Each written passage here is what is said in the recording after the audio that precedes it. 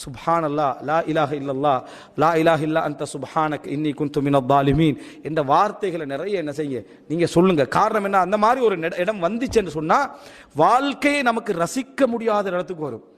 நல்ல மனைவி இருந்தும், நல்ல கணவன் இருந்தும், நல்ல பிள்ளைகள் இருந்தும், சிறப்பான சூழல் இருந்தும் நம்ம அலுப்பின் காரணமாக ரசனை இல்லாமல் இருப்போம். குழந்தை எடுத்து முகர்ந்து கொள்ள மாட்டோம்.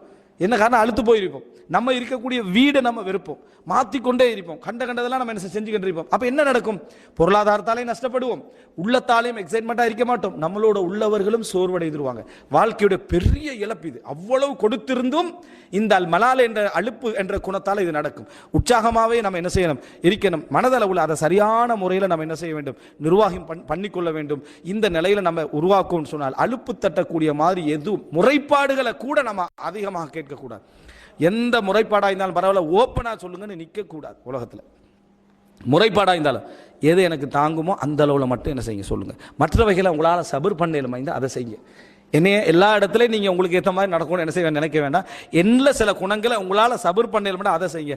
எல்லா விஷயங்களையும் ஓப்பன் டோக்கன்ற பேரில் என்கிட்ட என்ன செய்ய வேண்டாம், சொல்ல வேண்டாம். சிலர்ட்ட அப்படி ஒன்றிங்க, என்னட்ட ஒரு பழக்கமிக்கு மூஞ்சில் சொல்லிடுவேன் எப்படின்ற அவர் நினைக்கிற உமர் ரதியல்லாஹு பேர் வேற, திரும்பி சொல்லிக்கிறேன். உமர்ட ஒரு டைப் தான் நம்ம. அப்படி உமர்ட டைப் மூஞ்சில் சொல்றதெல்லாம் இல்லை. உமர் ரதியல்லாஹு ஹக்கீம், பெரிய ஒரு ஞானத்தோடு உள்ளவர். இது செய்யுல் அஹ்லாக், மிக கெட்ட குணத்தில் உண்டு. மனிதர்கள் ஒருவரோடு ஒருவர் சபரோட தான் இருக்கணும். அந்த குணத்தை இவர் சபர் பண்ணணும், இந்த குணத்தை அவர் சபர் பண்ணணும். என்ற எல்லா குறைகளையும் சொல்லுங்க, யார்கிட்டையும் சொல்ல வேண்டாம். எல்லா குறைகளையும் சொல்லுங்க, ஓப்பனாக இருங்க. அப்படி